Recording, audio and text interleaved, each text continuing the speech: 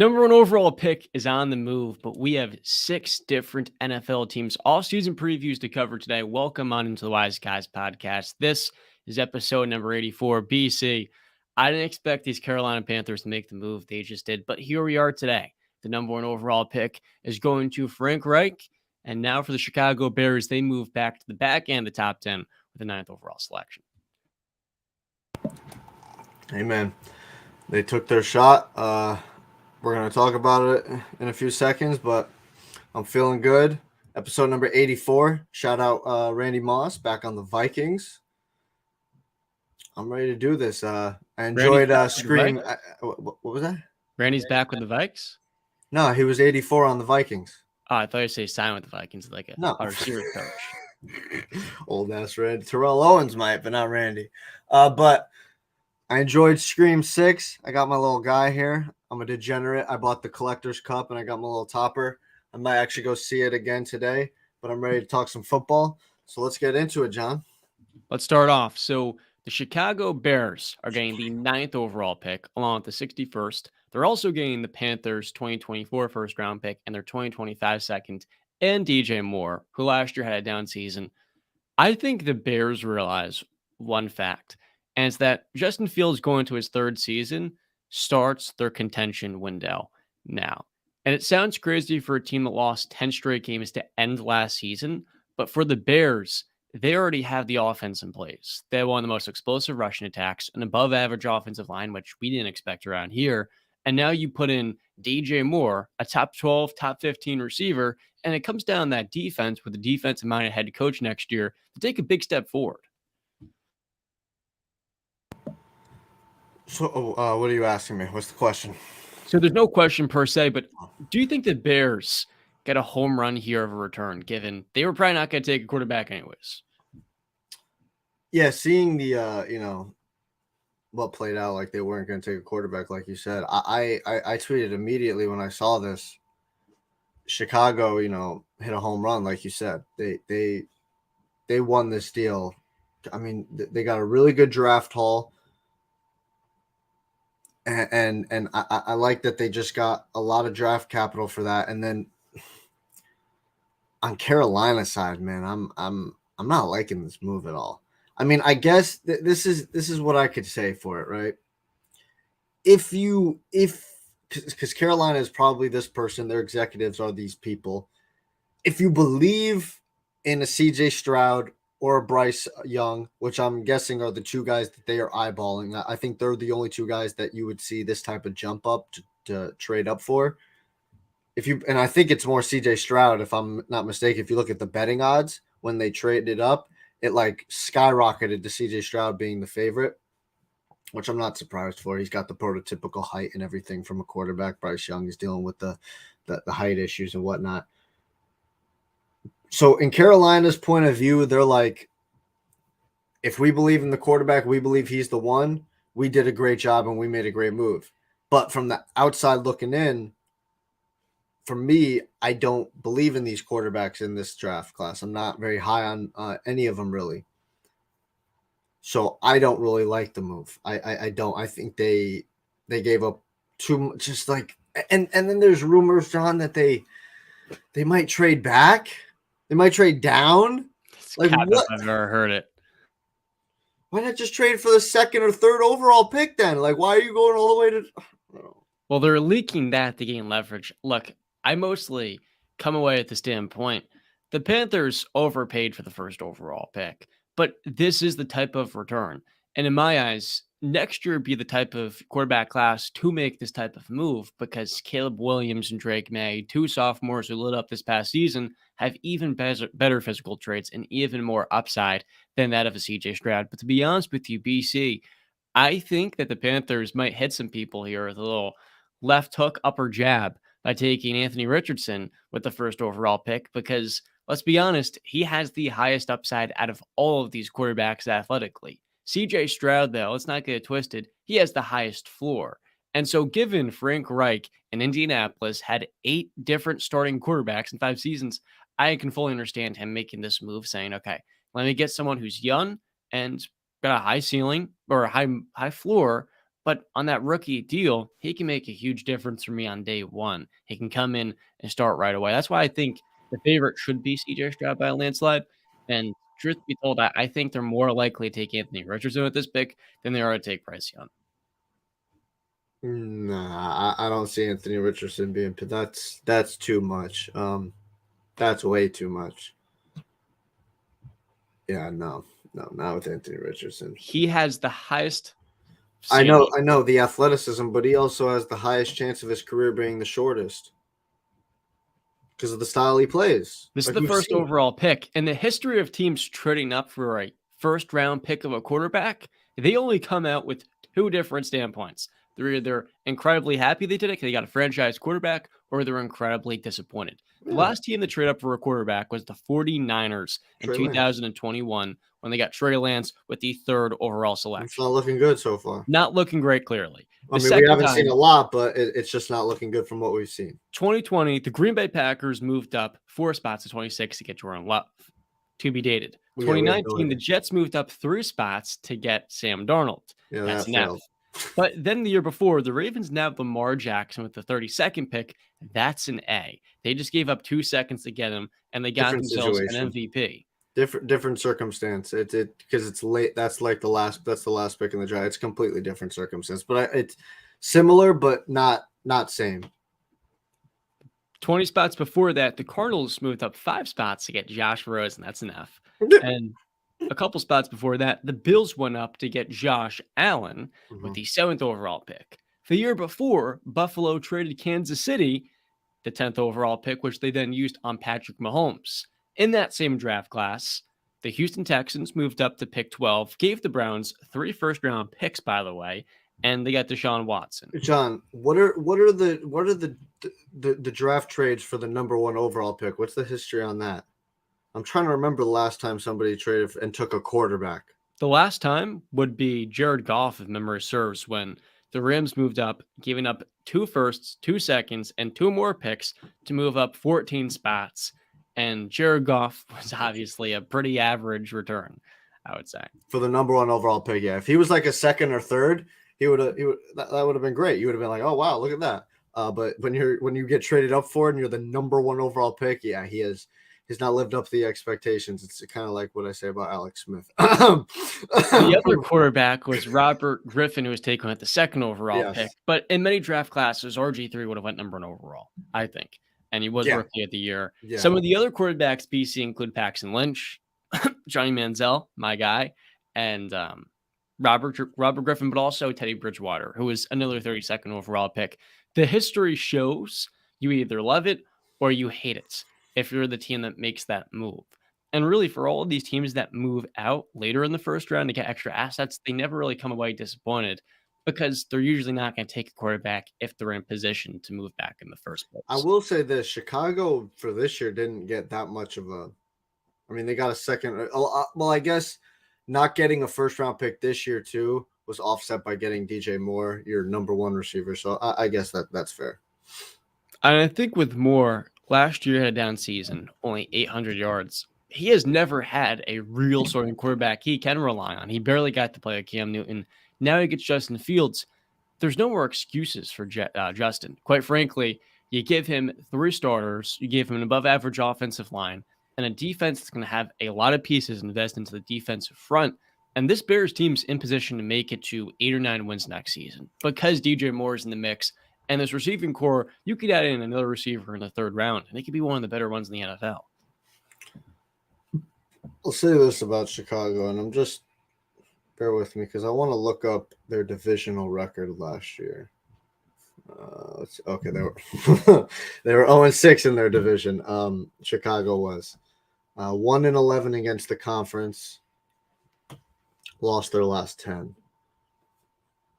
This is what I'm going to say. Chicago did the right thing, right? I like the move a lot. I really still see them as the worst team in the division still. Even that I'm not – and like here's the thing, John. I know we've had this Jordan Love debate back and forth, but what I'm going to say is I don't think you've ever heard me say that he's trash, like he's garbage. I've always just come from the standpoint we don't know yet. Like, you know what I mean? Like, I see, like, some of our videos and stuff. People are like, people are like telling me like, dude, Aaron Rodgers got traded up for this guy. I never said that was a problem. I was just saying that we don't know what he is yet, and we got to see. He's prototypical. He's got the size. He's got the arm strength. He's got some athleticism. But I just got to see consistently. I'm still going to take Green Bay over Chicago coming into next year. I'm taking Detroit. I think Detroit has a very live shot to win the division. Agreed. And then I still think Minnesota is still a player, even though we all know that they're frauds. They're still a good team that can rack up wins in the regular season. We know that. So Chicago they still got a lot of cap space, right? 70 million, even with DJ Moore's 20 million. Yeah, because they had like 95 million, I think, before that move. So they still got an insane amount of cap space. We'll see if they're players this year. I don't know what the free agency class looks like next year, but this year's is not that popping. It's not like that, like insanely like, a bunch of big time players are there. Maybe next year is, so maybe Chicago is eyeing that out. We'll see how it plays out for Chicago. But as of right now, great move for Chicago, but you're still the worst team in the NFC North. All right. Grading the Bears Panthers first overall pick trade, I'm giving the Bears an A for the return, but you have to hand those picks. That's the first thing. And for Carolina, I'm not in love with these quarterback prospects. I'm giving them a C or a B minus, quite frankly. C plus to B minus. I like your. I would agree with both your grades. I can't hear you. That could be an F if they don't hand on the quarterback. Oh yeah, if they do, if they make Jordan Love, sorry, if they make Anthony Richardson the pick or CJ Stroud, and one of those two quarterbacks pops in their first 2 or 3 seasons, you did pretty well in that trade. Well, I mean, we'll see because they just traded away their best receiver. That's another great point. Who is this rookie quarterback in Carolina could be thrown to? Shi Smith, Laviska Shenault, and Terrace Marshall. Yeah, I know a lot of people like Terrace Marshall, but he still hasn't shown us a lot. Matt Rule didn't like him too much. No. The O-line did a solid job last year. The running backs played it. They still got all the running backs in Carolina. Deontay Foreman's a beast. Yeah. He's another one of those backs in 2017 where there's like 8 different Pro Bowl RBs. Yeah, it's wild. So they do need to get a receiver. So after the first overall pick for Carolina, where do they pick next? 3rd round? No, they've got their 2nd round pick. Because remember, that 2nd rounder they gave 61 is from the CMC trade. So they still got a pick in the top 40. Somewhere around like 38. I'm looking at that right now. Oh, wow. Oh, they still have the 39th overall. Wow, I'm so surprised that Chicago wasn't able to say, no, we want the 39th overall pick. Well, they did grab the number 1 receiver, so. They did, but usually they're kind of fair is fair. I mean, to move up 8 spots, getting 2 seconds, an extra first, and a number 1 receiver, I thought they're gonna get maybe 2 seconds and that's it. Well, like a first rounder, you got maybe if there was a guy like a Andrew Luck or Trevor Lawrence, maybe you would get a much bigger draft haul. But because it's CJ Stroud, Bryce Young, Anthony Richardson, if you want to throw him in there, John, I know you're in love with the guy. But for me, I really think objectively, even if people are really high on this draft, objectively, this isn't a draft where you're like, look at these guys, oh my God, we're in love with these guys. It's not, man. It's really not. That's where I come from exactly. Next year is where I'd be okay with this.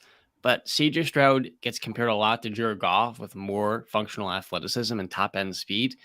And we saw what Jared Goff for the Rams did. He was good on rookie contract. He gets that 2nd deal, and he's not good enough. So they've all just got these rookie quarterbacks. I wanted to say that all these rookie quarterbacks that are in there, the top 5, I guess you would say. Let's say Stroud, Young, Levis, Richardson. Is there one more, or those are the top 4 that everybody's talking about? Did you name Levis? Yeah, I named Levis. We've got Hendon Hooker as well. No. The 4 that everybody's talking about. So that's the 4. Okay. All 4 of those guys, Levis, Young, Stroud, and Richardson, all have big and major questions and concerns.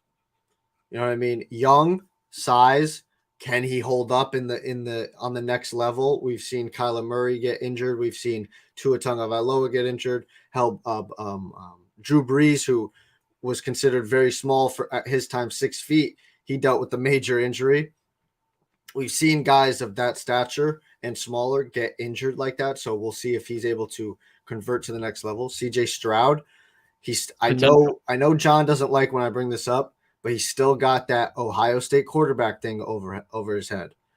But you want to know the difference? Stroud's not like a one-read quarterback like Fields. Like he'll go through his progressions. It's different. He from what I'm looking at, he doesn't run from his statistics. I haven't seen CJ Stroud. I'm not a big college football guy, so from the statistics, he doesn't run. He can, though, when he needs to, and he had some big-time running games. But the question with Stroud is upside. Is he Jared Goff, or is he going to be a legitimate top 10 quarterback? Yeah, he's got the size. He's prototypical quarterback. He is a prototypical. I can't take that away from him. He is, but it's just that stigma of the Ohio State quarterbacks. We'll see. He's playing with a bunch of elite players on an elite team. We'll see if how you are with the wide receiver ones. Yeah. With AR, it's that you can't play him day one. You cannot. He's a project. He's a boomer bust. That's what he is. And the last quarterback, Will Levis, I don't even know. I have no idea. He's another one that's looked at as he's the prototypical quarterback, but he hasn't. And this is where I say, John, I know you say college doesn't mean anything, and people can say that, and we agree. Like, listen, you can be bad in college and be great in the pros. You can be bad in the pros and be great in college, but you still have to produce in college for us to at least get an idea of what you are. You know what I mean? Like, that's what you put out on the field. And if you do bad and then you end up being great or good in the pros, that's fair to you and great to you. I'm not going to, hold the college against you. It's just at the time we're projecting, we're kind of quote unquote scouting, and that's what you have to go off of. You have to go off of what they put out on tape, their production. Then you go off of like their combine work and their athleticism and their physical traits and stuff like that. So it takes all of that into consideration. So we'll see how these guys play out in the pros, but they've all got major questions and concerns. And I think not saying that statement, what I just said, is you're not being objective if you don't believe that statement, because it's the truth, man. It is. No one's riding or dying on this class, and I'd hope not. If I were a GM, I would not be putting my job on the line for these quarterback prospects, unless it's Anthony Richardson. I have the coach to develop. That's your guy. Yeah, that's your guy. So talking about some teams that have had some pretty good work from their management group, the Detroit Lions were a team I looked at this last season, Brandon. A lot of people thought early they were right on track with the second year of Dan Campbell to win 3 or 4 games, and it wasn't necessarily looking like they're taking that big step forward in terms of wins. But they end the season, they even get into the thick of the playoff race, and moving into this offseason, they do have a lot of key free agents, but also important developments. Their offensive coordinator, Ben Johnson, is sticking around, which is huge. But in terms of UFAs, they've got DJ Chark, who's spending some time off injury. He's a pretty huge piece, built a little bit of chemistry with Jared Goff. Michael Brockers, Jamal Williams, who was a touchdown machine, Deshaun Elliott, Isaiah Buggs. When you look at the Lions this offseason, what do you think is the biggest need for this team, and how can they take that next step forward to winning the NFC North, not just being in the thick of it with 8 wins? Well, listen, they do have a lot of free agents, right? I'm looking at the list right now. It's a pretty laundry list. The biggest name, I think. Sorry, John, I was reading something. Did you go over some of the names? Yeah, I read over some of the bigger ones. Like Jamal Williams. I think he's probably the biggest one. Would you say? No, because you can draft a running back. I would say the biggest one would probably be Michael Brockers and then DJ. Why is Michael Brockers not popping up? Whatever. Okay, that's fair. You have the running back statement, and you have DeAndre Swift, so you can always just get another running back. One thing I'm looking at right now, it pops off. They have 2 firsts and 2 seconds, and that's just awesome. And I don't think they should trade any of those picks. It's looking real good for them. I don't think they're going to take a quarterback. Maybe they take one in the 3rd round. You know what I mean? Like somebody Dorian Thompson Robinson of UCLA in the third is like a project quarterback. Yeah, something like that. But I think that they like Goff. I think Campbell likes Goff. He's kind of a quarterback that you can kind of mold into your own guy. They've got the receivers. They do. Jameson Williams being healthy. Oh yeah. Didn't they? I'm blanking. Didn't they have a tight end that was pretty good? Or TJ Hawkinson. Oh, they trade. They traded TJ Hawk. Okay, they're gonna have to pay him, and he was underutilized. So yeah. There any big tight end projects in this draft? There are. There's one Michael Mayer of Notre Dame. The guy looks like an actor. He's going to be a top 15 pick. He'll be there when they select shortly at number 6. And their second first-round pick, after winning 9 games, it's weird to see the Lions with the 18th overall selection, but that's where they stand, right outside the top 20. Yep. So where, John, if you're the Detroit Lions, if you're the GM, or if you're Dan Campbell, where do you go with those 2 first-round picks? How do you play that out? Offensively, I'm good at receiver, but the interior offensive line, I think, can be built up a little bit more. So I look at, let's say, the right guard spot and left guard. You can definitely take that, though, with that 18th overall pick. I think at 6, they're going to go defensive front, because you look at the defense, Aiden Hutchinson last season, and then James Houston as a rookie took off. 7 sacks to end the season. He was lights out for them as an edge rusher. And I think the next step is getting that interior defensive end, or maybe it is another outside linebacker to pair alongside Aiden Hutchinson, like a Tyree Wilson. And this class has a lot of those really good defensive players. So I think we're gonna talk about this, later on when we cover the Eagles. But I mean, we can talk about it now because this is a team that's been linked to a trade of a possible reunion. Do you think it would be smart if the Lions go get Darius Slay and bring a reunion back, or you think they should stay away? I don't think so. Yeah. Given where they're at as a team, Slay, it's kind of funny. They trade him. Now he's back on the market, but I'll be looking to go younger at cornerback. He's already on the wrong side of 30. And while he has produced this last season, that was in a Lions defense that had a way better pass rush. The Lions are developing that, but I would stay true to this timeline personally. Yeah, I agree. I don't think, because I don't know what you're gonna have to give up, but I don't want to give up any of my first 4 picks in this draft because I just like where they're slotted. Man, dude, if the Lions hit on these picks, dude, I'm gonna say it right now: the Detroit Lions are winning the NFC North. I'm booking it right now. The Detroit Lions are winning the NFC North. Hot take: what's the record going to be? 10 wins, 12 wins? What are you talking about here? Depending on their draft, I think that 10-11. They do have 4 picks in the top 55. Yes. They got the second rounder from Minnesota in the back end, and they're owned at 48. And you've got another in the third round. I'm in agreement with you. I think they're going to win this division, but the biggest thing is going to be building up that defensive front more and more on the interior. If they don't do that, they're going to have a tough time beating the likes of Chicago, Green Bay. They're going to run the football at nauseam. They're going to set that physical tone. You need that in this NFC North.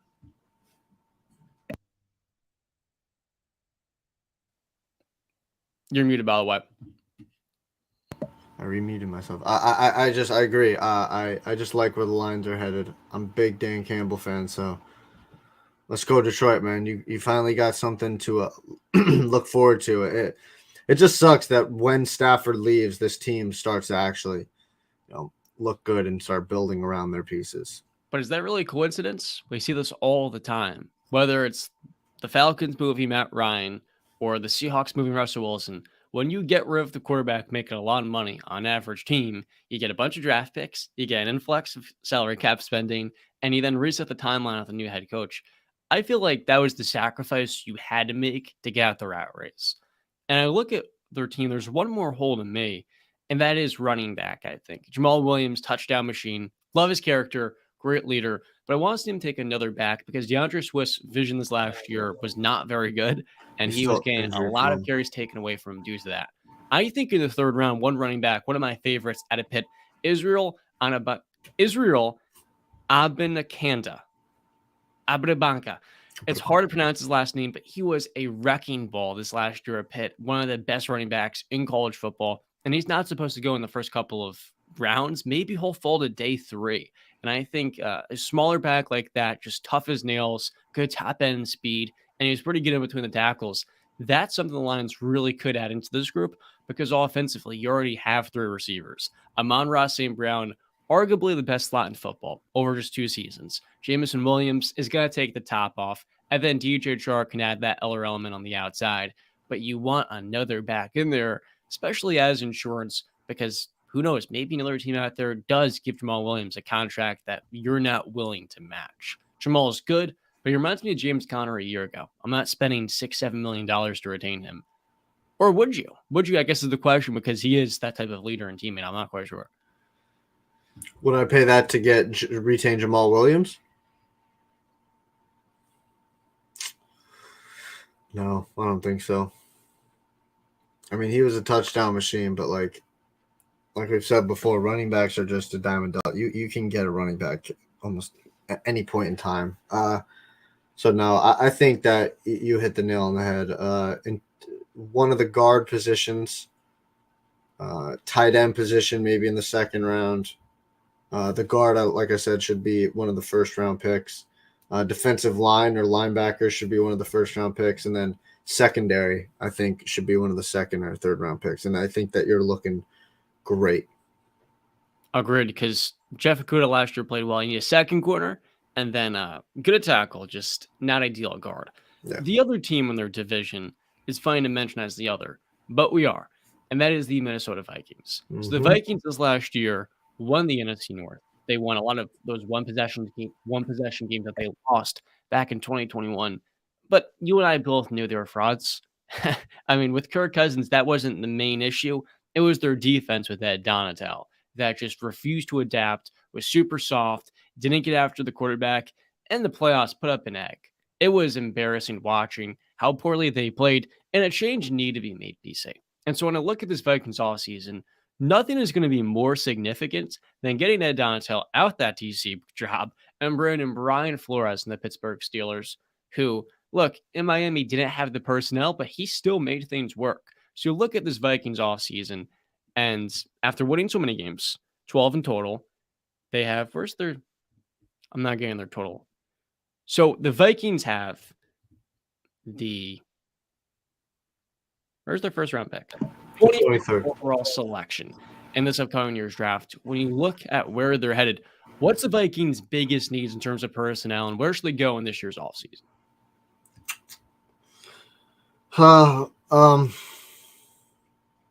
This is an interesting one. I think offensive weapon-wise, they're good. I know they just released Adam Thielen, but listen, you got some, huh? That's pretty huge. It is, but I think we all kind of saw it coming. If he wasn't going to take a pay cut, you kind of had to just look at it and be like, it's time. He's not producing at the level that he once was, or even close to the level. It's just not worth it. But listen, this team can put up points, right? They've got Kirk Cousins. He's a great stat pattern. They got Dalvin Cook. When he's healthy, he's an elite running back. You got Justin Kirk's a stat pattern's wild. Listen, he's got great numbers, dude. It's not. He's got great numbers. He's a great regular season quarterback. He's got great numbers. Maybe that's what I should have said. I apologize. He's got great. He puts up great numbers, is what I should say. All right, he puts up great numbers. Quarterback stat patterns disrespectful. Apologies, Mr. One Kirk Cousins. All right, I like that. Justin Jefferson, top 5, top 3 receiver. I mean, come on. TJ Hawkinson, he did pretty well in Minnesota, but we know he's kind of got a ceiling where he's not that guy. He's a top 10, but his talent is really top 5, but he's never going to break into that for some reason. I can't explain. He's got all the talent in the world. Offensive line, I guess, could use some work. Second, Patrick Peterson, he's a free agent. You're losing him. He's played pretty well for them, surprisingly. I thought he was going to fall off a cliff when he signed with Minnesota. Zadarius Smith, I just heard, apparently he wants out. He's demanding a trade, I think. They're going to take a step back, man. They're going to take a step back. I do believe that. But I still think that they're the second best team in that division. So I do agree with you. Their 13 wins last year was the high-end outcome for that team. Yeah. Offensively, I feel like TJ Hawkinson was like a sneaky third. If there was like a third team All Pro, he was on the outskirts of that discussion. He had himself his best season. It's a matter of getting that second wide receiver off of Jettas. Now you let go of Thielen. From a cap perspective, that was much needed, but you don't have that number two in KJ Osborne. And this year's draft, you could get that. And whether it's Jordan Addison or JSN in the slot, the bigger overall question simply though is you have pressing needs on your defensive end. And so do you prioritize your second wide receiver to maximize Kirk Cousins, or do you add in a younger corner into this group? After last year, Lewis Sine and Andrew Booth hardly played their top two draft investments. Yeah, I mean, listen, if Zadarius Smith, if he's gone, that's 10 sacks you had last season that you're not going to have on your team next year. I mean, you still got Danielle Hunter, who put up 10.5. He was your leading sack guy, but the next highest after this is Zadarius Smith, 4-4 with Jones the second and DJ Woonham. That's not that good. So I don't know. You just texted us, so I got distracted. So yeah, I don't know if you gave me a question, John. I feel like where do they go in the draft? Huh? Where do they go in the draft? Oh, where? Yeah, I mean, I think defensive line. They got the 23rd overall pick.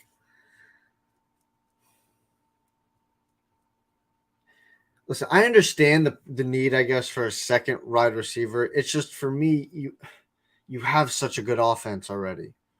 You do. Like, you have enough. I feel like you can get a second wide receiver in free agency. Take that draft pick and get a young defensive player. That's a great point because Delvin Tomlinson, who is one of the best defensive tackles in football, is a free agent, and he's going to be up for like a $12 million extension per year, along with the likes of Patrick Peterson, who you mentioned, Eric Kendricks, who's been in the past one of the premier coverage linebackers, as well as Chandler Sullivan, Garrett Bradbury. They have a lot of key areas of need and also really specific free agents that they're going to have to bring back. I think for Minnesota, though, you just take the best player on the board because you can't look at this last season and say, okay, we're a piece away from contention. You need to overhaul that defense for Brian Flores and then add all those necessary pieces for Kirk Cousins. Because, look, I think Kirk gets a lot of disrespect by people like you that want to say he's a stat pattern, and I get that. I don't think he has that poise. I don't think he has that intangible X factor that a lot of elite quarterbacks do have. But he's performed at top 12 quarterback level for the last 7-8 seasons. So you can win with Kirk. It's just a matter of maximizing all of the pieces around him the same way we talk about Jared Goff or Dak Prescott. To me, with Kirk Cousins, he's as, if not more productive than those guys. And so you have to mention him in this discussion. Kirk makes your floor an 8 to 9 win team, but now you got to put everything in place to make sure he is supported. John, I've never said that Kirk Cousins is a bad quarterback. I got him ranked 14th in the NFL right now. I just say I don't think that's low.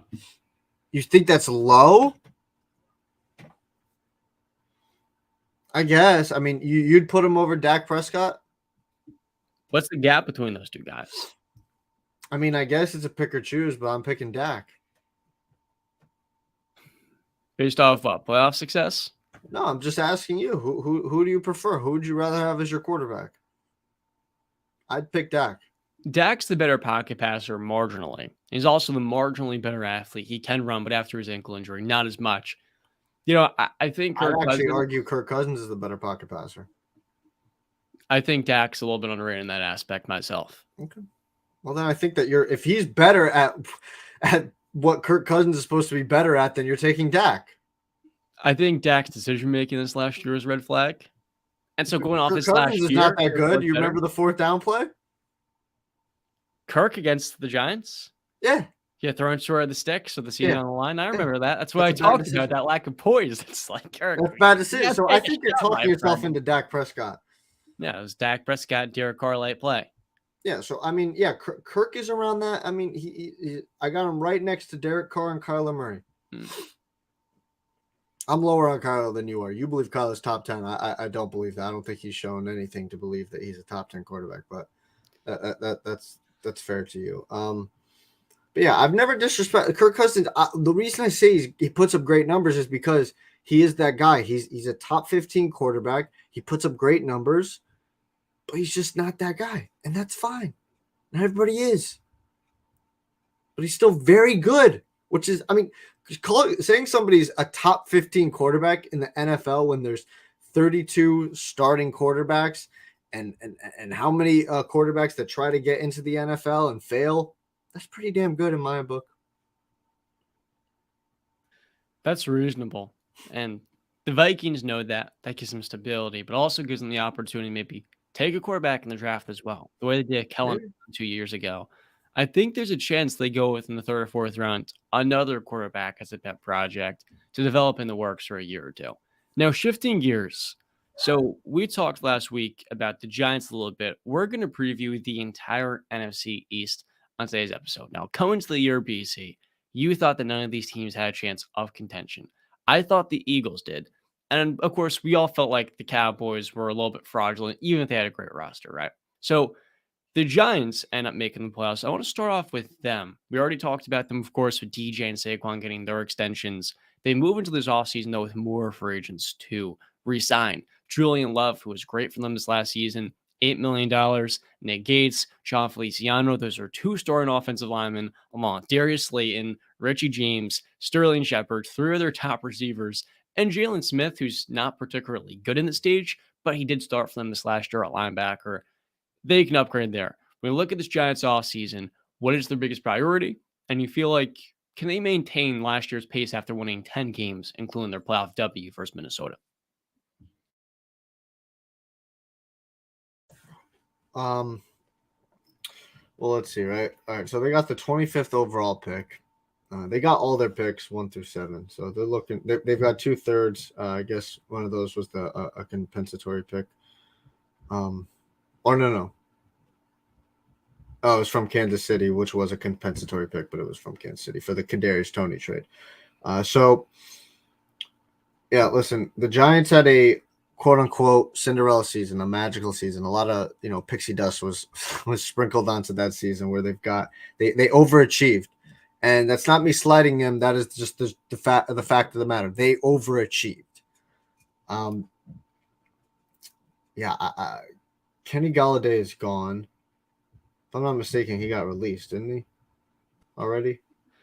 I have to imagine he was if he wasn't already. Okay. So we got Saquon franchise, $10 million. Did he got the? Was it you that told me he got the non-exclusive? It doesn't matter. No one's going to give him that anyways. Okay. Okay.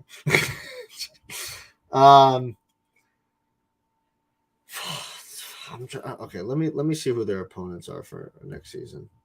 I can give you. Okay, so they play their NFC East, right? Okay, they play the NFC West, which is the Rams, Seahawks, Cardinals, Niners. That's a little tough. They play the Packers and the Saints. They play the Saints in New Orleans. That'll be tough if it's in New Orleans.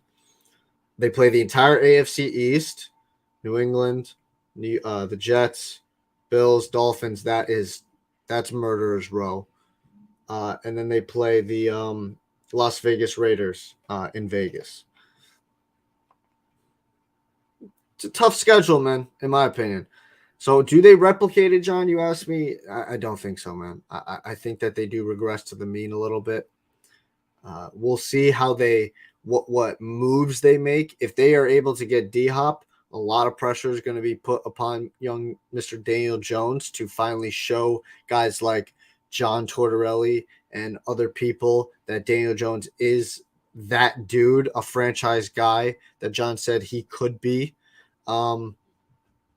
So we will see with the Giants, but I do believe that they are going to regress to the mean. Yeah, I think it's an interesting conversation because you pay Daniel Jones off his potential and not just the production off this last season. And they've been a team that's dealt with a lot of injuries. And given the cap position their opponent a year ago, there was no expectation they would win 7 or 8 games. So you did overachieve massively. And in this division, your division is going to be just as good. Not a single team this last year was under 500. How often do we see that? I mean, in the NFC South, every team was under 500.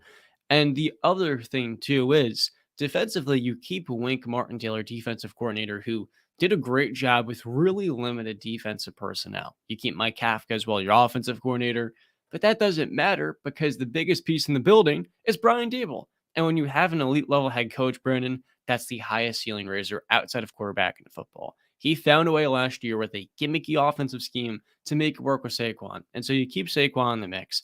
I think this year in the draft, you have to take another running back to replace him, but you also have to have that player that can spell him. Because for as great of a season as Saquon had, he was not durable by the end. And we started to see him wear down a little bit with his shoulder injury. So if I'm the Giants, my priorities off this offseason. Number one, defensively, I need to add more talent to that group, especially in the secondary. And then I'm looking at a wide receiver one in the draft. I don't think they should be in the market for trading for one. To be honest with you, you've got Wan'Dale Robinson coming off his torn ACL. Why not just have him reintegrate back into the mix? So that way, by drafting two wide receivers, that way he's not just being thrown into the fire with an older veteran that might get injured. That's where I come from with their first round pick. Wide receiver, cornerback, and you move from there.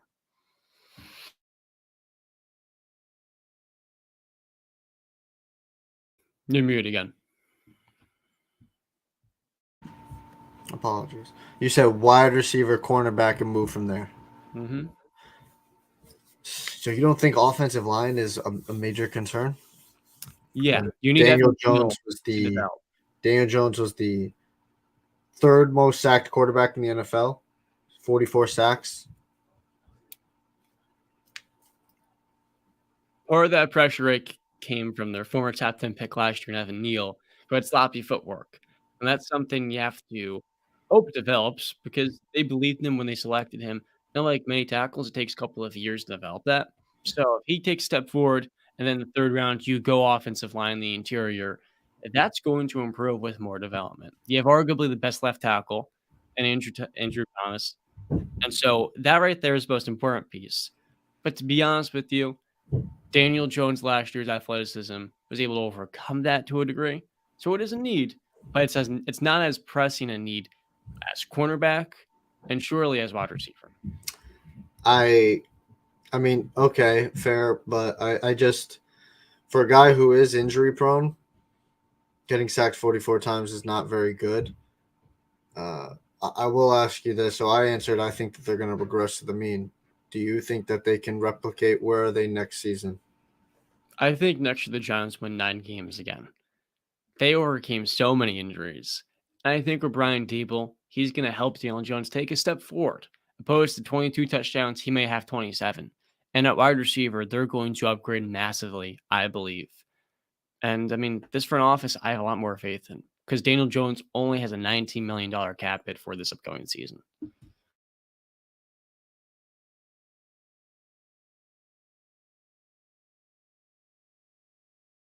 You're muted again. Trying to get used to this, my bad. I said I think that they're going to win a couple less games than they did last season. That's fair with their schedule. And it would help if they had an extra pick. They only have one extra from Kansas City in the third round at 102. So you do have more opportunities in the third to go offensive line. So you've got 4 picks in those first 2 days. Yeah. We'll go offensive line with 2 of those, wide receiver with 1 at least, maybe both. And then we'll go corner with another. Yeah, I just I'm not that high on the New York Giants. I think that the pixie dust is kind of wearing off. We'll see. We'll see about Dable. I have a lot of faith. I believe in Dable. You should. Another team you should believe in, you didn't believe in them early coming into the year, was the Philadelphia Eagles. Now, they won 14 games, went to the Super Bowl, played a great game versus Kansas City, but ultimately lost. A couple of plays killed them. And now they move into this offseason with quite a few free agents that were starting on last year's team. Defensively, they have so many that Darius Slay and his agent are working on a potential trade if he can't get the extension that he wants as an all-pro player. So you look at their current, it's a laundry list. You've got Robert Quinn, who they acquired, Fletcher Cox, who's still worth somewhere in the mid-teens, Javon Hargrave, who's worth upwards to $20 million. I think Chicago might sign him to plug up that defensive line. So there's a clear market. You have James Bradbury, another All-Pro, $15 million. Isaac Seumalo, that's $12 million. Kaiser White, TJ Edwards, he was awesome this last season. He's going to get upwards of $10 million, maybe 12 per spot rack. Miles Sanders made a Pro Bowl. He's worth up to $7 million. And Chauncey Gardner-Johnson, who missed a month, but he was great. He's still in his 4th season. He's worth $13 million. And so the Eagles have all of these free agents, but the good news is, BC, they have 2 first-round picks. And one in the top 10, thanks to the New Orleans Saints, who, I don't know what they're doing over there, but they're surely helping out the Eagles and this upcoming year's draft class. Look, I think the Eagles need to go cornerback in this year's class. And I look at Christian Gonzalez out of Oregon, himself a massive pro day. He's cornerback 1, given Darius Slay's on the wrong side of 30. And I think James Bradbury is a little bit more of a scheme fit. I think the priority is cornerback, without a doubt. I mean, it looks like they're going to lose their top 2 corners, right? We'll see if they keep CJ. They did re-sign Brandon Graham. So they got one of their free agents back. I don't think you mentioned Jason Kelsey. Not that I think that he'd leave. He's a free agent, so you'd have to sign him to a contract if he does want to come back. Having 2 first-round picks, I keep forgetting they have 2 first-round picks. What are the Saints? What's going on over there in New Orleans? I just feel like the Eagles are going to take a little bit of a step back too, just because of all these free agents that I don't think they're going to be able to resign. How many do you think that they're able to get back? Do you think that they get Brad? I don't think they get Bradbury back.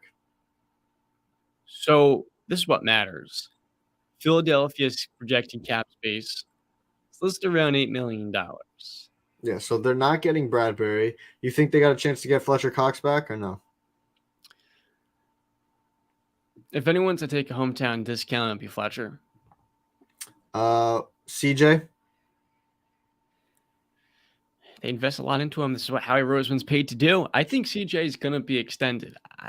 But now you're kind of splitting hairs between him or a Darius Slay extension. Who specifically was granted permission to seek a trade? I'm sorry I said he's working out a trade before. He was granted permission. Hargrave, you don't think he's coming back, right? I think Javon's gone. Okay. Yeah, it's going to be tough. Listen, they're still going to be a good team, right? I think they're going to be battling with the Cowboys to win that division. But I think that they do take a tad step back. It'll be interesting to see if Jason Kelsey does retire. I don't know how he's feeling after that a Super Bowl loss. That's got to be a crusher. But he has won a Super Bowl, so he's already done that. So maybe he feels like, I'm old enough. I played in 2 Super Bowls. I don't want to go through this anymore, which is completely fine. You've done this for a long time. You're a Hall of Fame player, but maybe he does come back. So it'll be interesting to see if he does. If he doesn't retire, I think he's going to be back in Philly. I think they'll work out a friendly deal. We'll see, man. I think the NFC East is going to be a very tough division again. But yeah, I got my eyes on. I'm going to get to it when we get to it. I don't want to spoil anything. You've got your eyes on the Dallas Cowboys. So we all knew with the Cowboys this last year, Brand, they weren't going anywhere in the playoffs.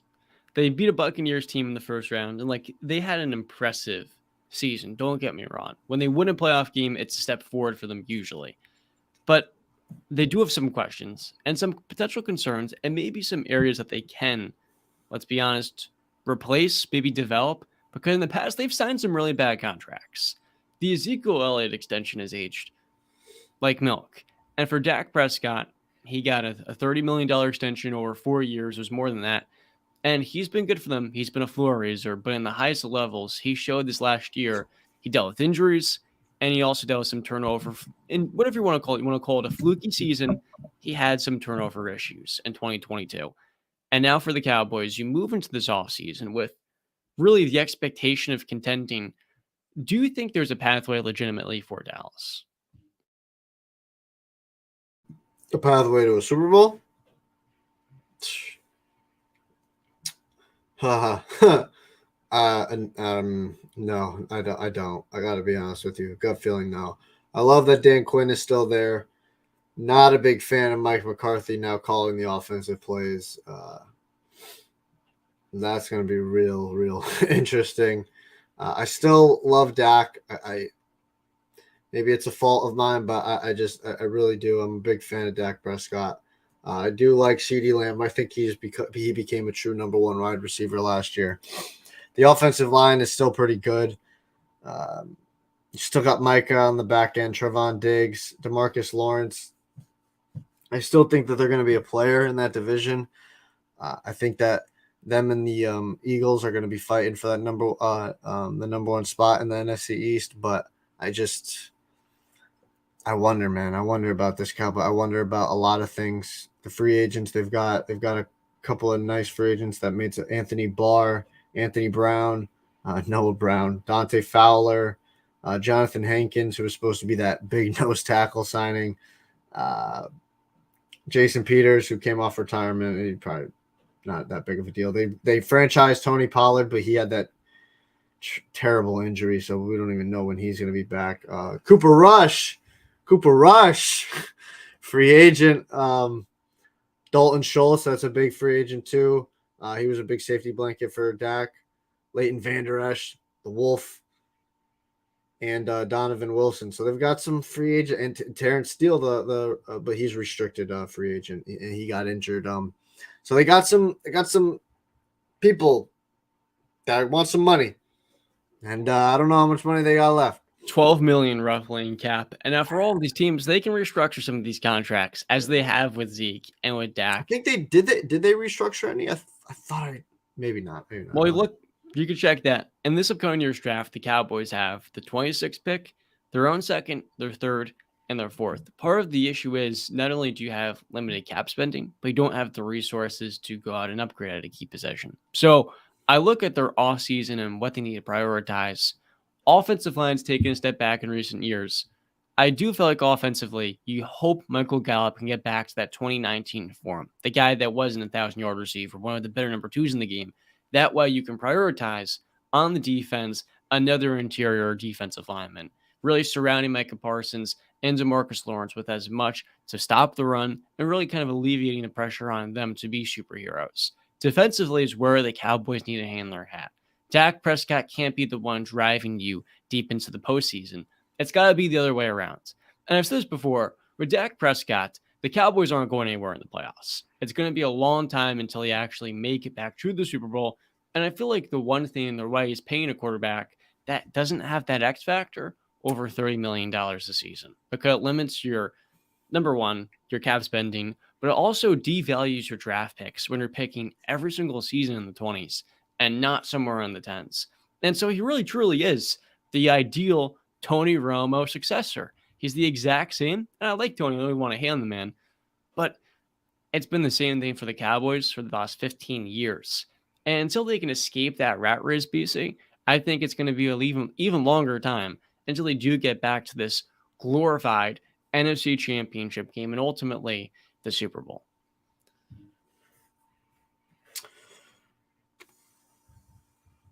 So this it says that the Dallas Cowboys reportedly created nearly $30 million in cap space on Friday through restructuring the contracts of Dak Prescott and Zach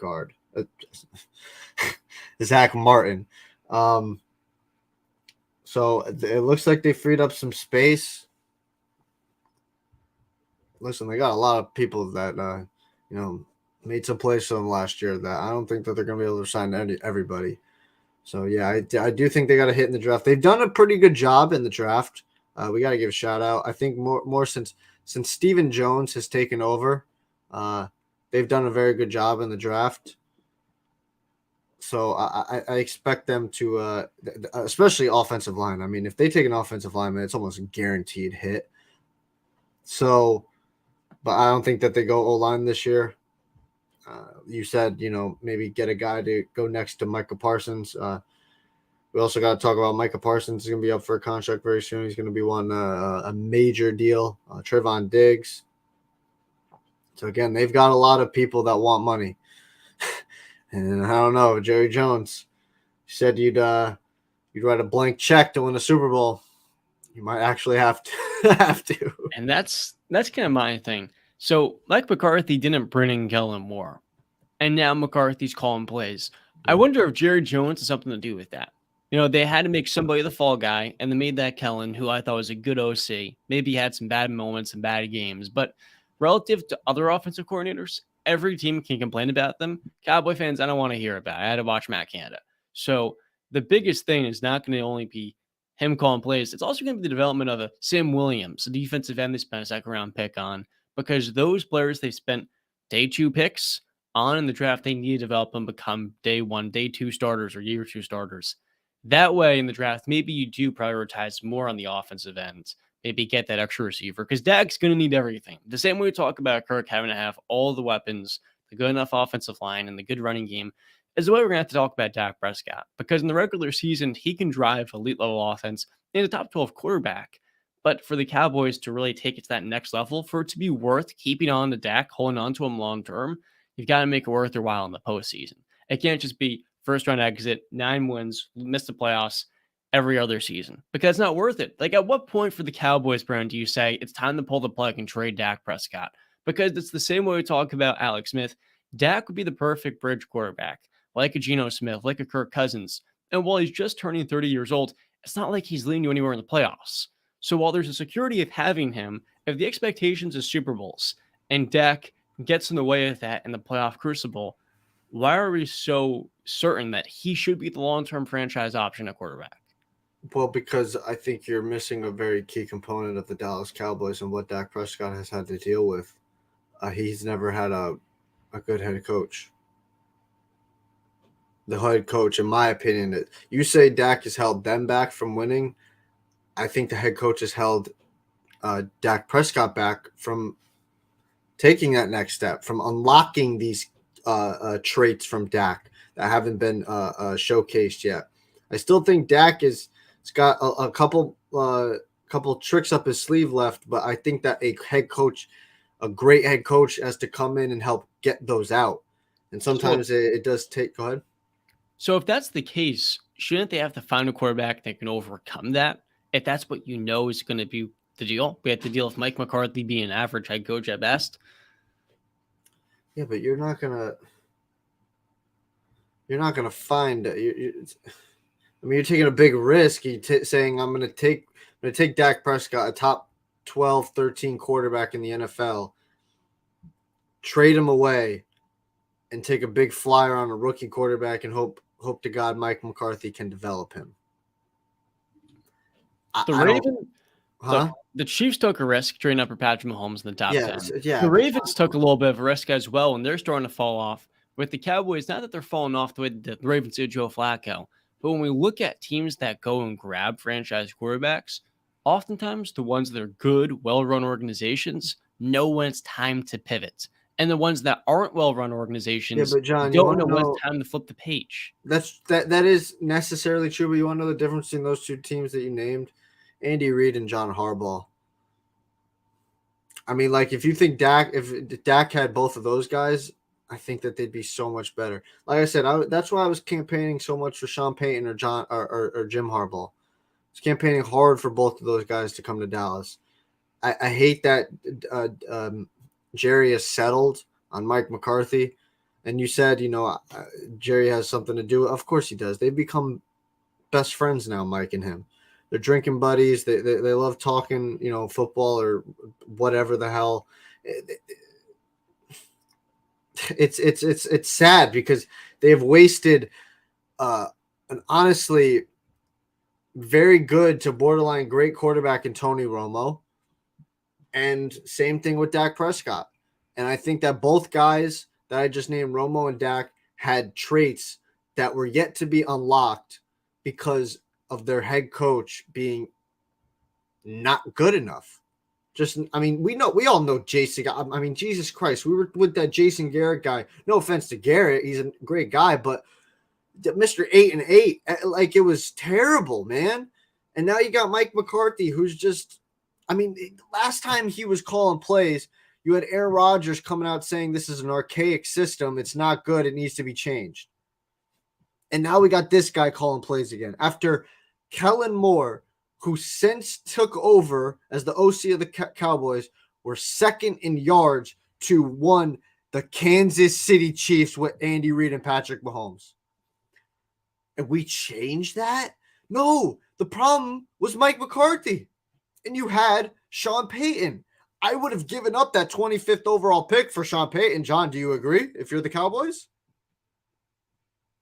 I would have for sure. Yeah. Thank you. So I just or begged to John Harbaugh, but I think we all know why those guys aren't coming. I mean, Sean, I think, had a better shot because Sean and Jerry are friends and they know each other. They've talked, and I think Jerry would be willing to give him the reins. John would be a much harder conversation to have with Jerry. Those guys would be button heads, and it probably wouldn't be good because when you got two alphas going at it, it's not the best. So, but I was like, come on, give Dak a head coach that really. And if you want to hold that against him, John, that's fine. But sometimes you need that guy to really unlock it, for you. I see where you're coming from. Now, another team in the NFC East that we don't know what they had the quarterback, and we also don't know what they had the head coach is the Washington Commanders. The Commanders this last season got off to a terrible start, but finished at 500. There's a chance they could have made the playoffs, but they ultimately fell short. BC. Their expected quarterback coming in is Sam Howell after releasing Carson Wentz. Now, that's a completely different video. And Taylor Heineke being set for free agency, they move into this offseason with their main free agents being Bobby McCain, Wes Schewitzer, which is starting guard. He's going to be somewhere in the mid-teens. Deron Payne, who they franchise tagged, Trey Turner, and Heineke, who I mentioned before. Given the big bad Eagles are in this division, and you've got the Giants developing as well, Brian Dable, number one, is Ron Rivera going to be able, a year ago you're calling Ron the best coach potentially in his division, is he going to be able to keep up? And if not, should he be gone if they don't make it to the playoffs this next season, given they still don't have their quarterback in year 4 of the Rivera era? Well, I was calling him the best coach in the division at the time because he off of what he had done, mentioned that, my friend. He was the best head coach at the time I said that. Listen, I like the Commanders. Let me say that. I don't like the Commanders. I think Dan Snyder needs to get the hell out. I hate the name the Commanders. I really was on the train of Red Wolves or Red Hogs. I thought Hogs fit them perfectly because of the they were called, I think they were called the Wild Hogs back in the 80s, or I believe that's what it was. John Reagan's back in the day in the 80s. Yeah. Red Wolves is just a cool ass name. Wolves are cool, and I think they would have created a cool logo and jerseys and stuff, and they went with Commanders, which is just too long and just it's so stupid, man. But besides that, Sam Howell. I think Howell, let me jump in real quick. Yeah, for a 5th round pick, Howell should have been a day 2 selection. He's got good athleticism. He's got a really good arm. And in his last year at UNC, he had no supporting talent. And so when we look at a lot of these quarterback prospects, when they have a terrible circumstance they're being thrown into in school, that shatters their draft stock. And we saw Howell versus the Cowboys. This is how I should have introduced the topic. Howell lit up that Dallas defense. And he didn't necessarily line him up, but in his NFL debut, he made high-level throws. He got into the end zone with touchdowns. He can use his legs. He can get out the pocket. He can extend. I think Howell has all the tools. It's really just a matter of him with Eric Bieniemy this year coming into the fold, building that rapport, and taking things from there to Terry McLaurin, some of these other weapons that they're trying to develop. And I certainly don't think that Howell has a lack of potential. It's a matter of tapping into that, which is the $1 million question for Washington. Yeah, no, listen, I know about Sam Howell was going to be a highly touted prospect if he was able to come out in his in 2020. I mean, his rookie year, he put up a rookie freshman year 38 touchdowns, 7 interceptions, and then his next year 30 and 7. But his completion percentage went up from 61 to 68 in the second year, and then 2021 was a down year for him. First off, I gotta say, I mean, I'm looking at a picture of him right now from 2022, dude. Like the beard, real jealous of the hairline and the hair. real freaking jealous. It looks like Baker Mayfield, doesn't he? Not really. Not really. He's got a much put in hairline. He doesn't look like Baker at all. He's got a really squished in face. No offense. I'm jealous of the hairline. I'm just making observations here. But in terms of Howell being the starting quarterback, I mean, we're going to see. Listen, he had a good game. They got good weapons. I like their weapons, right? The O-line, it's got some promise. The defense has promise. You've got your picks, 16th overall pick. You brought in Eric Bieniemy, who's now the assistant coach and offensive coordinator. He's going to control the offense while Del Rio and Ron Rivera control that defense. Let's see. Like I said, I like the team. I like the roster.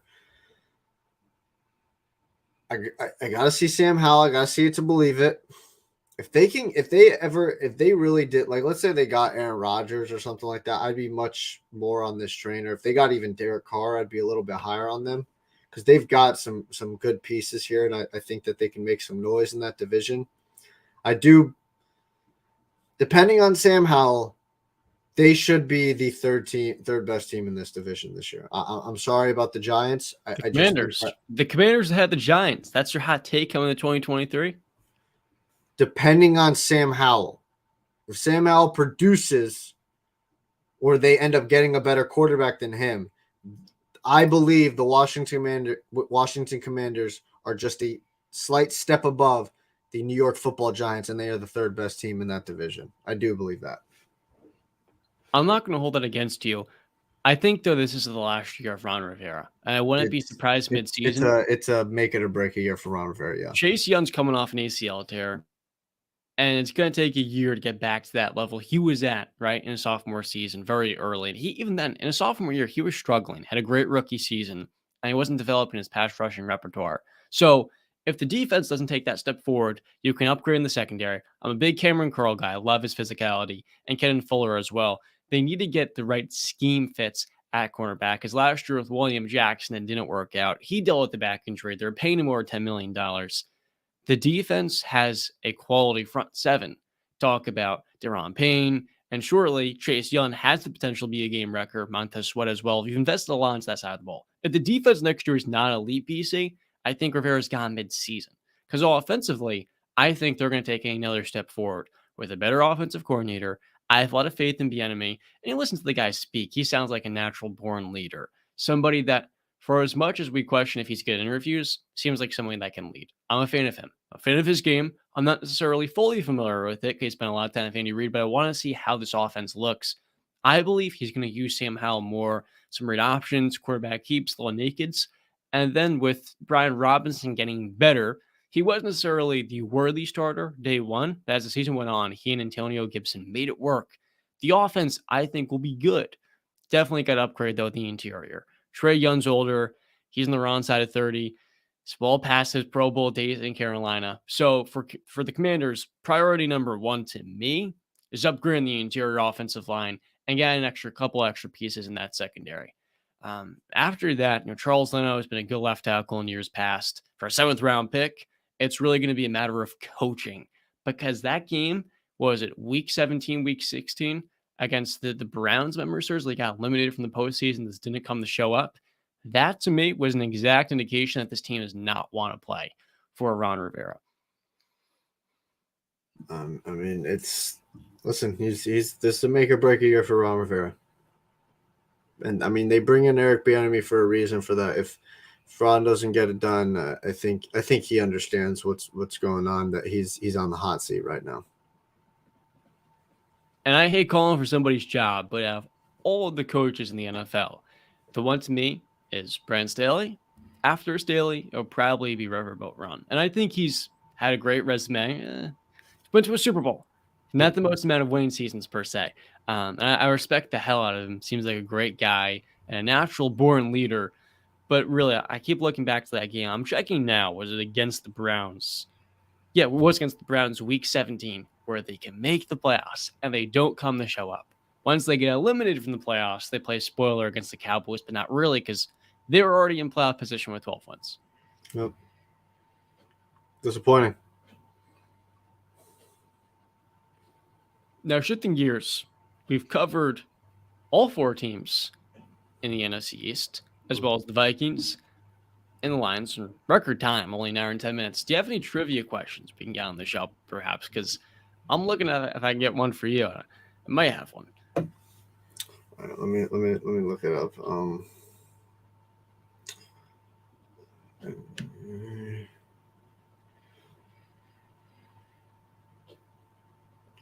What do I want to go with? In the meantime, I want to throw this one report out. The Aaron Rodgers deal is reportedly done if Aaron Rodgers wants to go with the Jets. Yes. And I've kind of wondered, what is the exact trade offer? Because in my eyes, it'd be what Russell Wilson got a year ago. When I look at the reports by NFL Network's Tom Pelissero, they're not giving the details. But my prediction, BC, is that it would be 1-1 in 2 seconds. I don't think they're going to give up 2 firsts the way the Broncos did a year ago.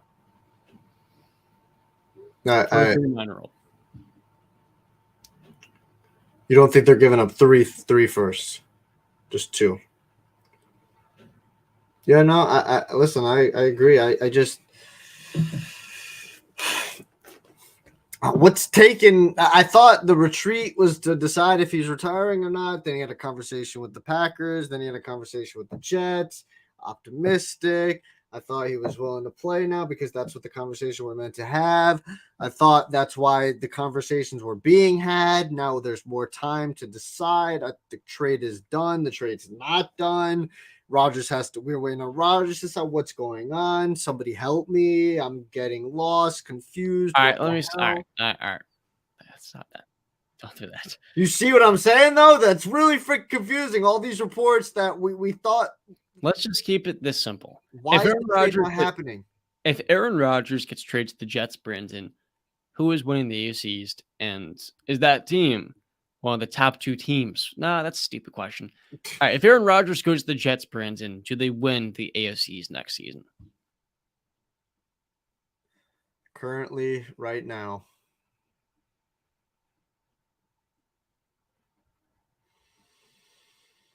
No. Gut reaction, no.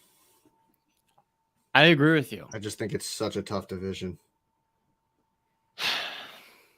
The Dolphins I feel like everyone's overlooking Miami because of the quarterback situation, but I feel like they're going to come back even better next year with Vic Fangio. And their offense, very few teams can stop it with Tua. Then I look at the Bills. They get worse in December, right? But the Patriots get better in December. So those 6 games in the AFC East is going to be tough. Aaron's never been that far out east. And given he's going to have to work with these young receivers, the only question I have with Rodgers to New York is he going to develop chemistry the way he didn't with Christian Watson and Romeo Doubs up until week 10, week 11? And at that point, it was too late and a day late and $1 short. So that's the first question. The second question is BC. I mean, if they're giving up a first-round pick for Rodgers, they're not going to have the first-round pick to invest in left tackle where they're storing a 37, 38-year-old Dwayne Brown who's well past his days. So I don't think the Jets win that division, but if they do find that left tackle in the 2nd or 3rd rounds, or maybe Mekhi Becton finally stays healthy for the first time ever, I do think they can win the division. But it comes down to those 2 factors. And the third, Breece Hall being close to the same player he was pre-ACL injury, because that was an elite level running back. But you tear your ACL in the middle of the season, we all know it takes a year to get fully back to that form after your return. So technically 2 years. Yeah, I hear you. I agree with you. I have the I have it. I have the trivia. Good. Is this an NFL or an NBA trivia question? This is an NBA. Perfect. NBA trivia. Let's get it. Why the hell? Okay, no. Come on, man. Here we go. Okay. John Tortorelli. Can you name the top 10 steals leaders of all time? Number 1, John Stockton. Okay. Yep. Number 2, Jason Kidd. Okay. Number 3, this is going to be impossible to guess in order, but Jason Kidd's on the list. Yeah, you don't have to get in order. I'll tell you. Stockton's number 1. Kidd is number 2. Chris Paul. He's number 3. Michael Jordan. is number 4. LeBron James is number 9. Now I gotta think of the most durable players. So I think it's Sidney Moncrief. He's not on there. He didn't play long enough. Are you guessing Sidney Moncrief? You can guess him. I don't think he'll be on. No, he's not on there. Gary Payton. Gary Payton's number 5. So I've had 5 or 6 players so far. Yeah, you've got 4 left. You've got 6, 7, 8, and 10 left. Doing a pretty good job, John. Alvin Robertson. No, he is number 11. Damn it.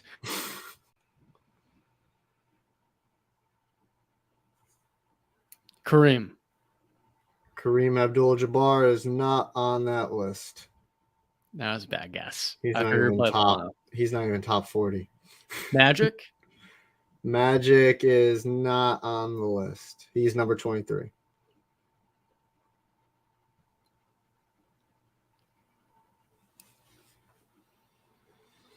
Isaiah Thomas.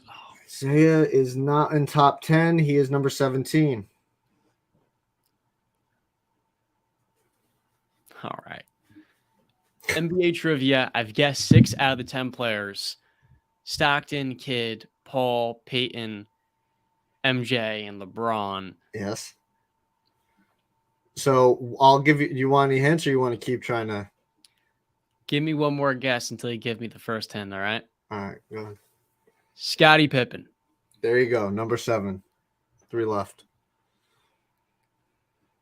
Steph Curry. No. Okay, give me the first 10. All right. So we'll go. All right. This guy, not an American. All-time great. Andrei Kirilenko? No. I'm trying to not spoil it for you. I don't want to give you the team. Don't want to give me a position either? I feel like that's going to give it away with what I just told you. I'll say big man. Hakeem. Okay, yep, that's number 10. I should have known. We got 2 left. One guy, in my opinion, I mean, I'm going to be honest with you. I might get hate for this. I don't think I've ever heard of this guy. Tiny Archibald. No, maybe vaguely I've heard of him. The other guy I've heard of. You're going to give me 2 more guesses until this ends. Okay. Okay. Take 2 more guesses. So this other player that you do know, you know the name. Yeah. All right. Is he white? No. I figured that. Cut down the can. It's. Oh, man. Does he play point guard? No. Did he play in the Western Conference? Yeah. Played for 2 teams. 2 teams. Can you give me the division for one of those 2 teams or no? I have to look it up real quick. Hold on. Yeah, no one really cares about NBA divisions. Steve Nash? I said not white. Ah, you're right. Yeah. You asked me that question. And you told me no point guard. God. I said no point guard. Oh, God damn it. He played for majority of his career. He played in the Northwest. If it was that division back then. Nate McMillan. No. Am I close? He's an NBA champion.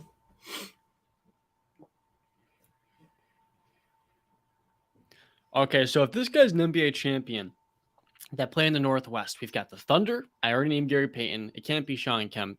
He was in the news recently. It can't be Portland because Clyde Drexler. Are you guessing Clyde? That was my last guess. Oh, no, that's not my last guess. So I feel like this guy played in the Portland Trail Blazers. Okay. But they won an NBA title in the 70s. Bill Walton didn't play long enough. Oh, man. Can you give me Portland Trail Blazers a yes or no? He did play in Portland. Oh, okay. I want to guess Rasheed Wallace. One-time NBA first team. But Rashid playing the Celtics now. Rashid playing more on 2 teams. Not Cam. And he playing the Hawks too. 10-time All-Star. It might be Terry Porter. He's on the 75th anniversary team. It's not Dame because this guy playing on 1 team, 2 teams. Not a point guard either.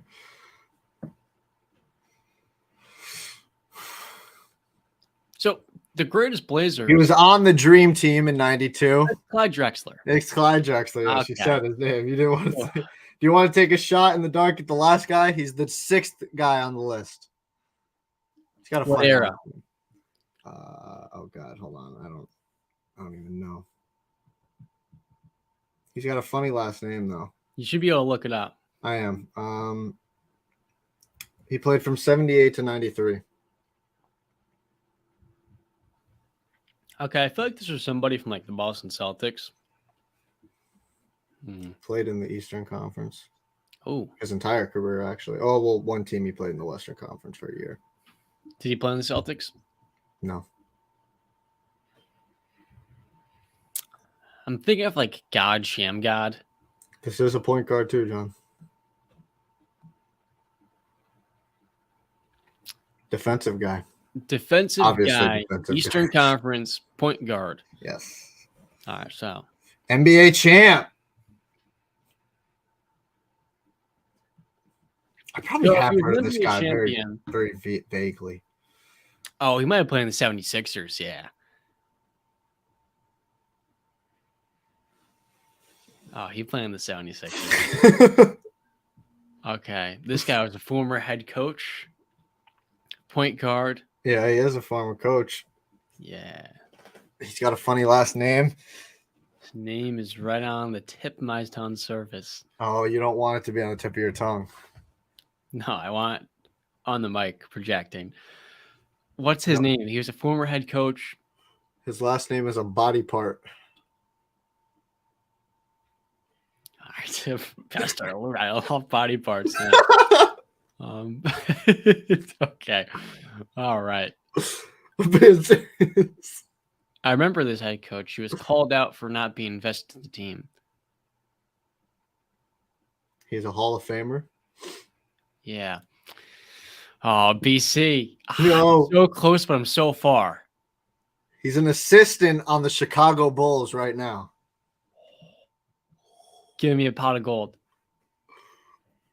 I just got to dig underneath the surface. I feel like I'm not going to get it still. You got to put me on a timer for a minute. Oh, man. All right, you got 1 minute. NBA all-time steal leaders, 1 minute or less. BC has me. 9 names down, 1 to go. Former head coach, body parts. Hell, I'm going to start rounding things off.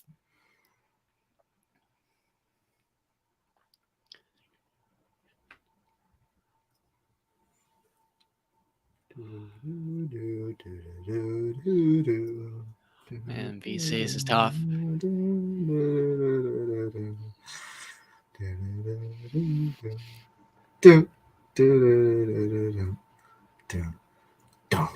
If I don't get this, I'm going to drop a tear, my man.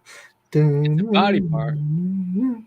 30 seconds left. Oh, no, John. Can you get it? Bump. Oh, Dun, dun, dun, dun. Can you give me like a initial or something like that? All right, last hint with 10 seconds left. MC. 5. Mo Cheeks. Yes, Maurice Cheeks. With I a was second so- to spare. Brandon, man. That doesn't even really count, but it does. I got all 10. It did. Mo Cheeks. I was thinking of like hands, arms. I'm so relieved I got that. Mo Cheeks, 6th all time in scoring. I felt like steals. somebody from that Philadelphia team. Now, Brandon, would you rather have an NFL or an NBA trivia question? Because I'm thinking of an NBA one, but Whichever one you think is going to be better. would you prefer a quarterback stat or a point guard stat? Quarterback. Okay. Is this all time or is this current? We're gonna do. Oh, I've got to. That's gonna be too hard. It's gonna be passer rating, but that'd just be literal quarterbacks today. NFL all-time passing. No, we're gonna do NFL all-time interceptions leaders. Yep. Okay. Top 10 Top 10. NFL interceptions leaders. Brandon. Hell. You got the list? I'm looking at cornerback interceptions. Quarterback. Okay. All right, BC. I want the top 10 all-time quarterback interceptions leaders. Let's get it. All right. Brett Favre's on that list. Brett Favre is number 1 with 336. Eli Manning. Eli Manning actually is not in the top 30. He is all the way down. What? That can't be right. No way. Oh, sorry. Eli Manning's 12th. I missed him. 12? Oh, he's not even top 10? Damn it. Peyton. His brother Peyton is 9th with a total of 251.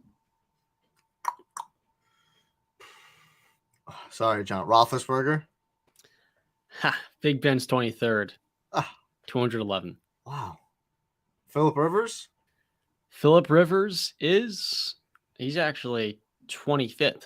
What the hell? All right. Is Tom Brady on this list? He is right above Ben at 22. Okay, this is all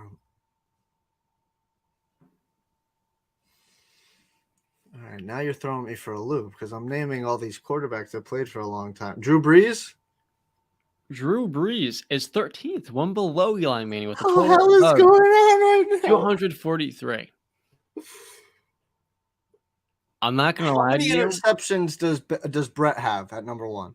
He has 336. This is going to be a little bit harder because, truth be told, half of these guys are pre-1990, pre-murder. We've got one that played 1949 and 1975. Otto Graham? No, he did not play that long. Is Terry Bradshaw on this list?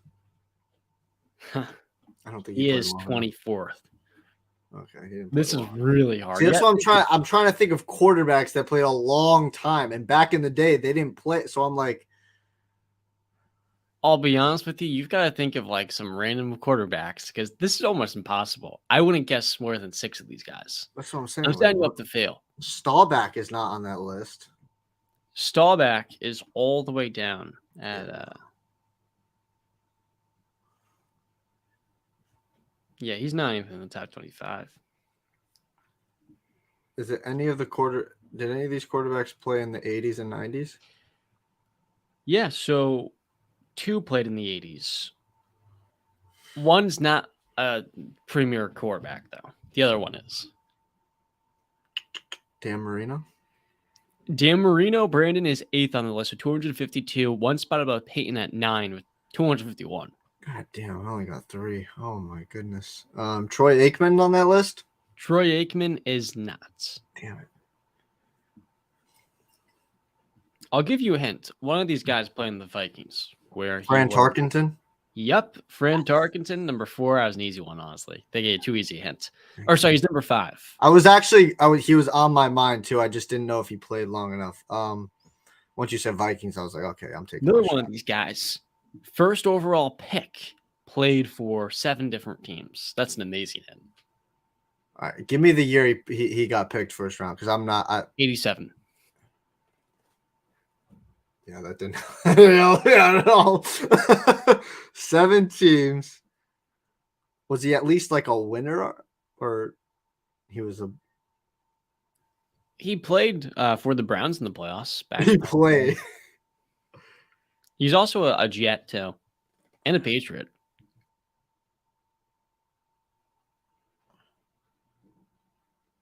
While you're pondering that one, I'll give you another. This guy, all-timer, golden arm. Golden arm.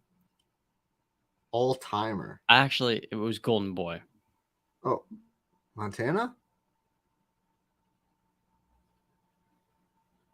Golden boy.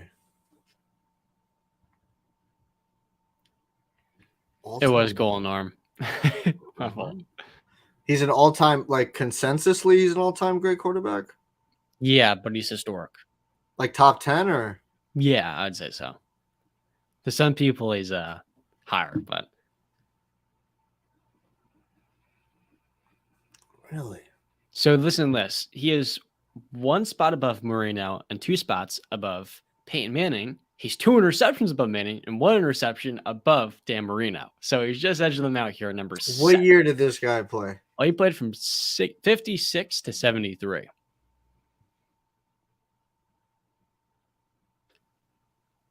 Pittsburgh born, 3-time AP MVP. Engineered the 2-minute drill. Oh, man, BC, I'm disappointed in you. Former Steeler, even. Former Steeler? For a brief period of time where he's drafted by them. 4-time passing leader. 4-time TD leader. All right, another one of these guys, he actually played in the NFL championship. He beat him, that guy. I can't give you the team, but he played in the 40s to the 60s. Who do you say? Namath? No, but you're on the right track. If you think of New York's best quarterback before Namath, I'll give you number 10. Okay, that's not gonna happen.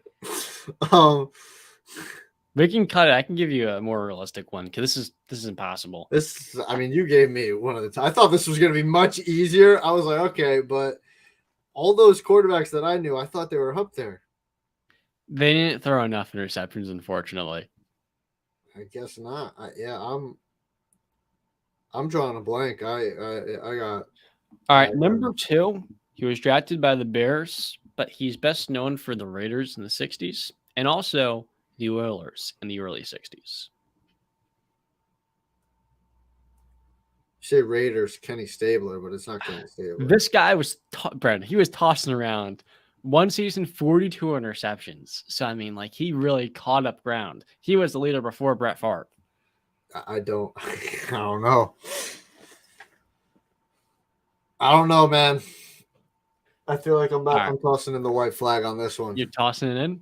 Yeah, so, that one. You guessed Brett Favre number 1, yeah. Dan Marino number 8, Peyton Manning number 9, and Fran Tarkington number 5. I got 4. Yep, 4 out of the 10. Now, Brandon, this is a pretty hard one.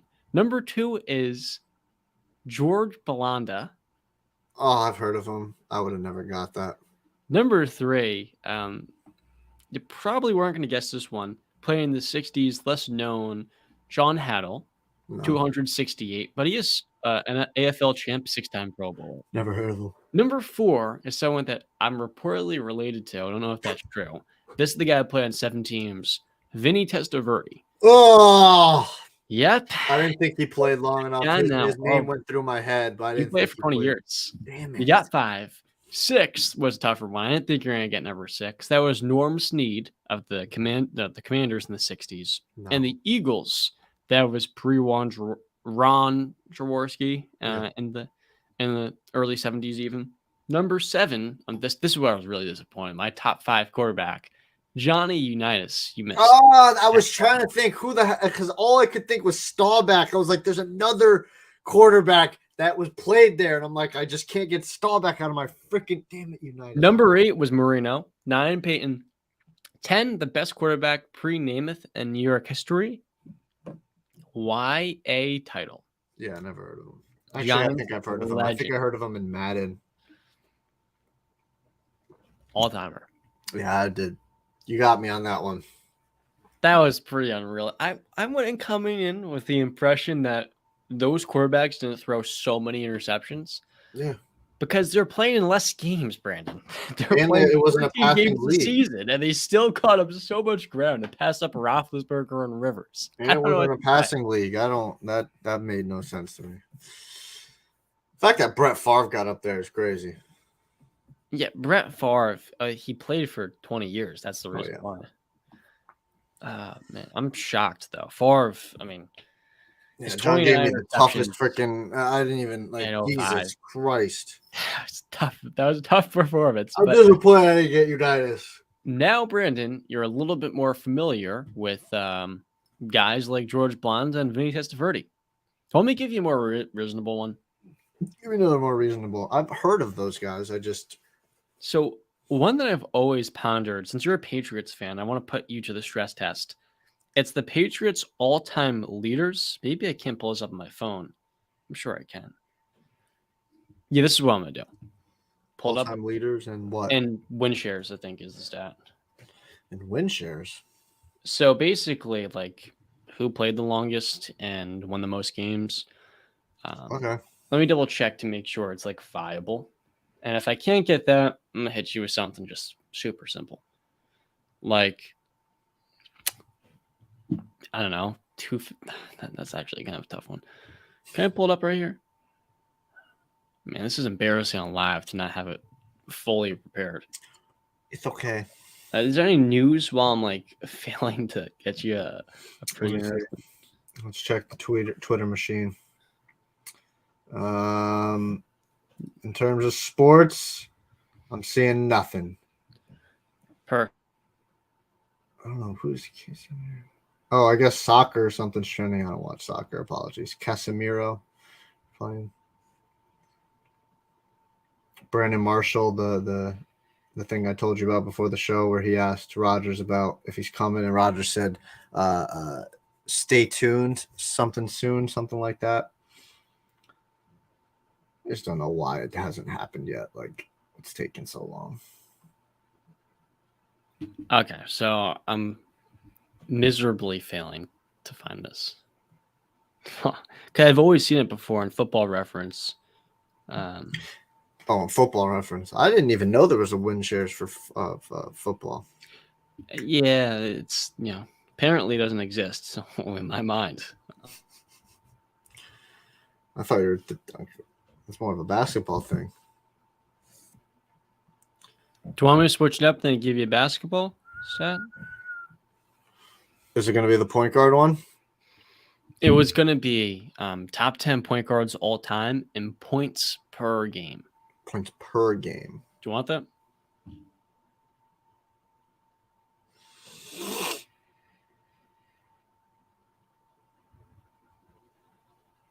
I don't know. I feel like I'd be better in a football one, but yeah, you know what? I want to make you the football guy. I want to do the basketball questions, and that way we won't be doing the same sport. This is a football episode. So here's what I'm going to give you, Brand. Okay. The top 10 all-time NFL passing yards leaders. Now here's the catch. I have to look it up first. Okay. NFL all-time. This is going to be a lot more reasonable because you're not going to be having to rip players out from the 70s you can't recall. Okay, so all 10 of these guys, Brandon, played post-merger. So this is a lot more reasonable. Yes. But I'm only going to give you 3 wrong guesses. I should honestly give you 2 because this is kind of easy. Okay. Go. Brady. Tom Brady's number 1. Peyton. Payne's number 3. Breeze. He's number 2. Favre. Favre is number 4. Marino. Marino is number 8. Roethlisberger. Ben's number 5.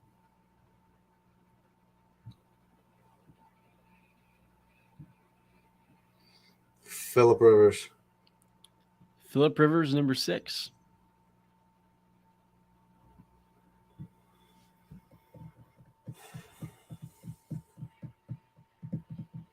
I got 3 left. You've got number 7, number 9, and number 10. I'm just thinking, did Rodgers play long? I know he's close. I don't know if he's in there. 7 is a former number 3 overall pick out of Exton, Pennsylvania.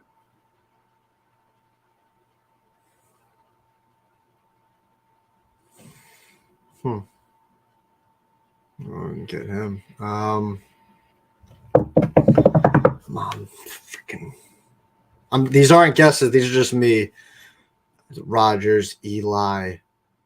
It's not Montana. He didn't play long enough. Steve Young didn't play long enough. Kurt Warner didn't play long enough.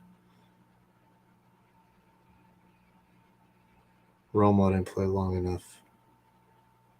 Matt Ryan. Did Matt Ryan do it? Is Matt Ryan in there? I don't know if Tony Romo's in the top 100. Is he? I'm just names in my head to get myself rolling. I'm gonna go Matt Ryan. Is Matt Ryan on that list? Matt Ryan is number 7. That was yes, he was the okay. Yep. So I got 2 left. I'm gonna take a shot. Aaron Rodgers. Is he number 9? All right. So what number am I missing? Number 10. He's gonna be passed up by another player. Honestly. Number 10. And I still have my 2 X's.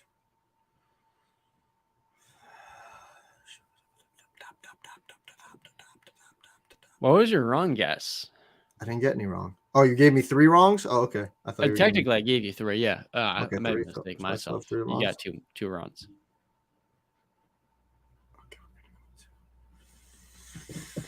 So this player has been traded. Has been traded? Technically. Eli Manning. Why did I give that hint? I don't know why you gave it to me. I was going to guess Eli as one of my... Why did I say technically? That was the worst. That would have been an amazing hint if I didn't say Let's go! That was a stupid response, John. Golly. So with all that being said, that's going to wrap up episode number 84 of the Wise Guys podcast. Thank you so much for watching, staying to the very end. You can follow us on Twitter. And also, if you enjoyed the show and you want to get more of it, you can even get on the show yourself. You can submit questions. You can get shout-outs. We want to start doing a little bit more of the Q&A. So at the end of the show, we can kind of do roundtable discussions, get the people involved. So it's not only Twitter. It's not just Discord. Another thing you can get, if you head over to patreon.com, if you would like to support the show, you don't have to. You can just share with a friend, and we greatly appreciate that. But these are our Twitter links. We're going to get J-Ray back, representative number 85. And dude, we're even doing this for 8 months, 9 months, upwards to 10 now. We're getting close to episode number 100. So we want to do something pretty cool for the subscribers, or upwards to 400. We want to do more lives. We have to get J-Ray set up with a new MacBook, though, so that we're ready to go and launch that. Because once you start going live every single time, I think these discussions, the Q&As, are going to be a lot more fun, a lot more interactive. That way, it's not just Patreon access, but it's you join us to the lives, you can submit questions, and we'll answer them on the show. We got 2 people with us right now. Honestly, Brent, that might be me, but here and there. I would love to do an actual, maybe we can get it done for the 100th episode, maybe not, an actual live episode where we're all in person together. Maybe something we'll discuss off air, but yeah, 100%.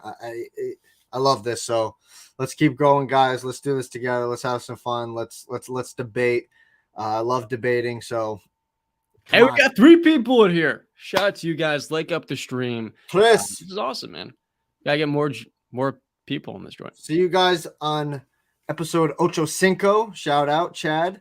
We're gonna be talking free agency. I love free agency. The moves, Schefter, Rappaport going at it. Next time we record, NFL free agency technically starts tomorrow, BC. What free agent do you think is going to shock the market the most? With where he goes.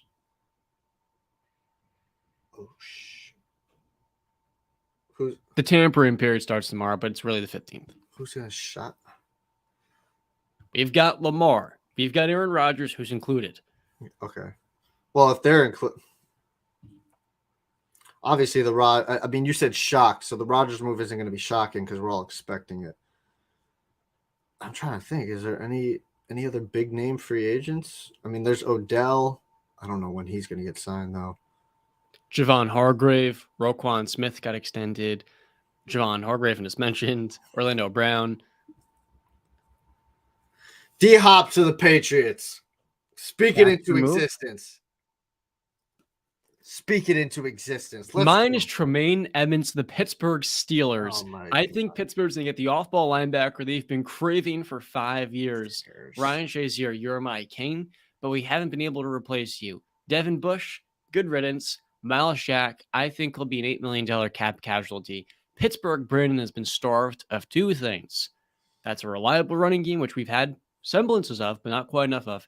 The second thing is a linebacker who can plug the gaps, get to the quarterback, and will bring some coverage ability that Jack couldn't quite bring. And I think for Pittsburgh, a team with upwards of $25, $30 million in spending, Tremaine Edmonds reuniting with his brother Terrell after both of them were on the rocks coming into the season would be perfect for Pittsburgh. You extend Terrell, you extend Cam Sutton, and you move into 2022, 2023 with an elite defense that nobody can score on because we have the best edge rusher, one of the premier linebackers, and the best safety. But get this, we have the 17th pick and we have the 32nd that we can invest into the top 10. We can trade up for the number one corner in the class, or we can get a premier edge rusher.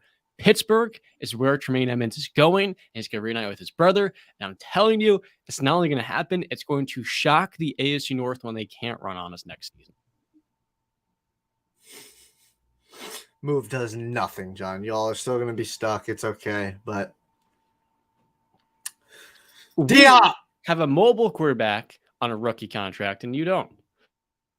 D-Hop, hey, man, you see Mac Jones roll out of the pocket, man? Yo, he was freaking wheeling and dealing, baby. Now he can, but he's no Kenny Pickett. It doesn't need to be Kenny Pickett. We're going to have D-Hop, and you won't, so. We've got George Pickens and Pat Favre. D-Hop's better. They're younger and cheaper. Doesn't matter. With all that being said, you get the Twitter links.